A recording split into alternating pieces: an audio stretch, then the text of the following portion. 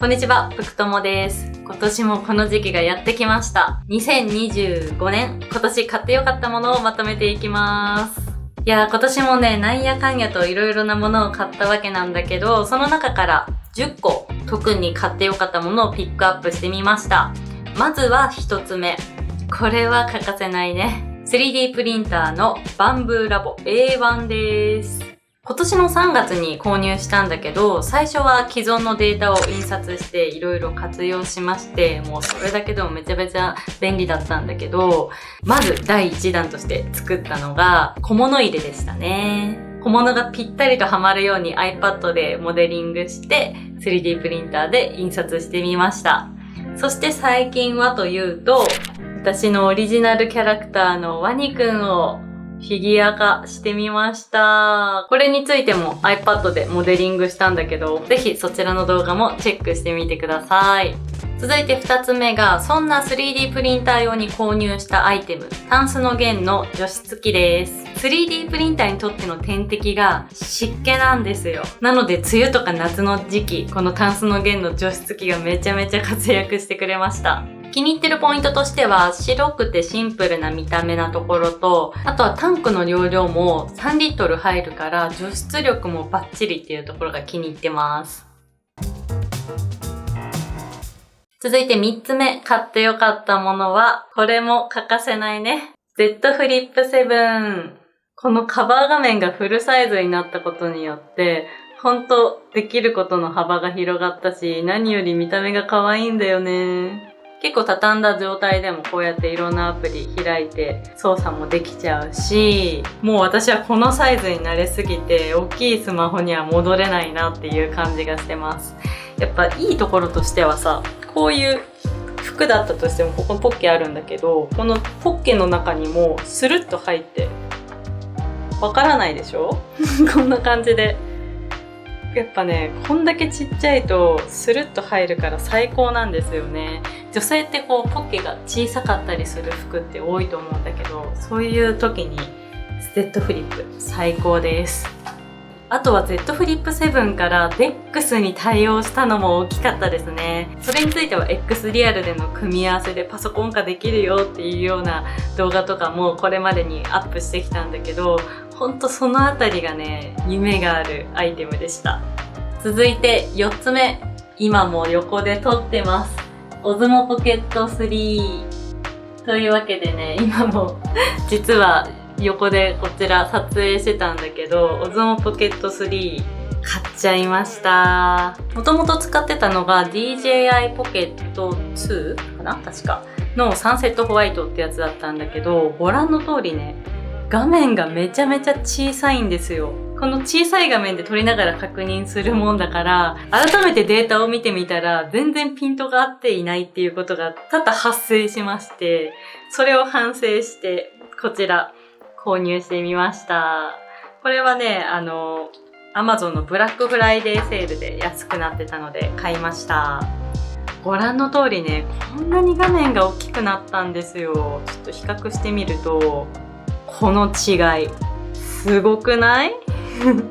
もうこれなら絶対ピンボケしないなと、ちゃんと確認しながら撮れるなということで、めちゃめちゃ嬉しいです。あとは、画面が大きいのもそうなんだけど、これクイッと縦にして、縦動画も撮れるということで、私最近ショート動画とかもね、実は頑張ってたりするので、ショート動画の撮影にも使えるっていうところがいいなと思って買いました。はい。あとそうそう、一緒に購入したマイクミニもね、すっごい便利で、こんなに小さいんだけど、しっかりと音取れるんですよ。例えばこれ、クリップで服に挟むこともできるんだけど、付属のこの磁石を使えば、こんな感じでね、装着もできるから、小さくて目立ちにくくて、そして音もしっかり取れて最高です。ちなみに外で撮ってみた映像がこちら。Osmo Pocket 3と DJI マイクミニで撮影してます。ほんと結構音もしっかり取れてていい感じですよね。あ、そうだそうだ、言い忘れてた。ちなみに私がこの Osmo Pocket 3につけている三脚はジョビーです。これはDJI のポケット2の時から使ってたやつで、こんな感じでね広げることができて、こう三脚として使えるよっていうアイテムなんだけど、ほんとこの閉じた状態がねめちゃめちゃコンパクトで邪魔にならないのでお気に入りです。はい、続いて5つ目に買ってよかったものはスイッチ2です。これはねもう買ってよかったというか、ゲットできてよかったっていう言い方が正しいのかなっていう感じなんだけど、今年はほんとスイッチ2の争奪戦がすごかったですね。ほんと私は無事にゲットできたわけなんだけど、今年は結構ねマリオカートをやりました。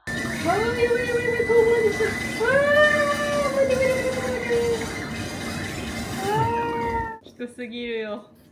私ゲームがあまり得意じゃないんですけど、マリオカートだけは実は大好きで結構やるんですけど、スイッチ2を買ってひたすらマリオカートをやりましたね、今年は。あとは、リングフィットアドベンチャー。あれも引き続きスイッチ2でも使えたので、こちらもね、引き続きやってます。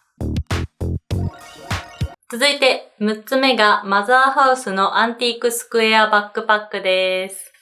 薄くて背中にフィットするから電車内でも邪魔になりづらいし、あとは革素材だからクリームを塗ってあげたりだとか、そういったメンテナンスは必須なんだけど、だからこそすごい愛着が湧くっていうところが特に気に入ってます。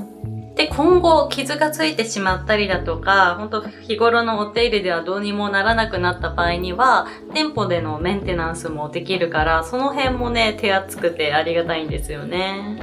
ただ一個欠点を挙げるとすると、縦に長いから奥の方が通りづらいんだよね。そこだけはちょっと使いづらいですね。ただ見た目がすごいスタイリッシュで気に入っているバッグです。通勤用に使ってました。続いて7つ目、布団クリーナーです。私実はダニアレルギーを持ってて、鼻詰まりとか肌荒れとかそういった症状が出ちゃうんだけど、この前カーペットにこう寝っ転がったり、こうストレッチしたりしていた時に、めちゃめちゃ顔が真っ赤に腫れちゃって、何これって思って。で、もしかしてダニかなと思ったんで、この布団クリーナーを購入して、カーペットをひたすら念入りにやってあげたら、布団クリーナーダニセンサーがついてるんで、そのセンサーが反応して真っ赤になってたんですよ。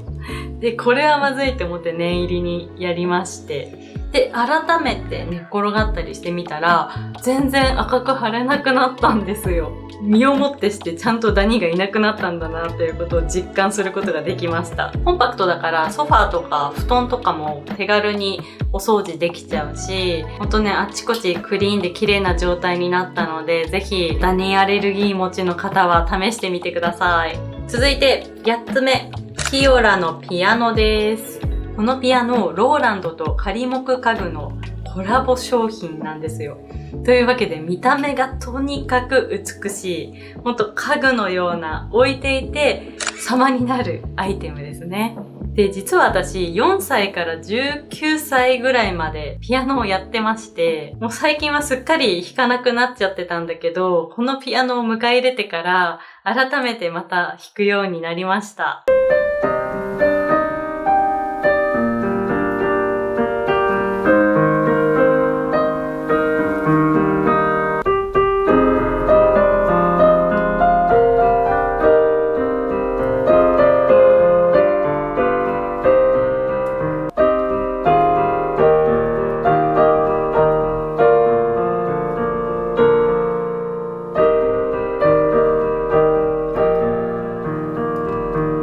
ほんと音の響き方もすごい綺麗だし、弾いててとっても癒されるんですよね。続いて9つ目、レゴブロック。去年もレゴシリーズは買ってよかったものにあげたかなと思うんだけど、今年もいろんなレゴを買いました。最近で言うとクリスマスの飾り付けのアイテムだったり、あとは北斎の富岳36景のアートのボードであったりだとか、そんな感じでいろいろなものをレゴで作りました。で、特に作るのが大変だったのがマリオ。これ動くんですよ。すごくない？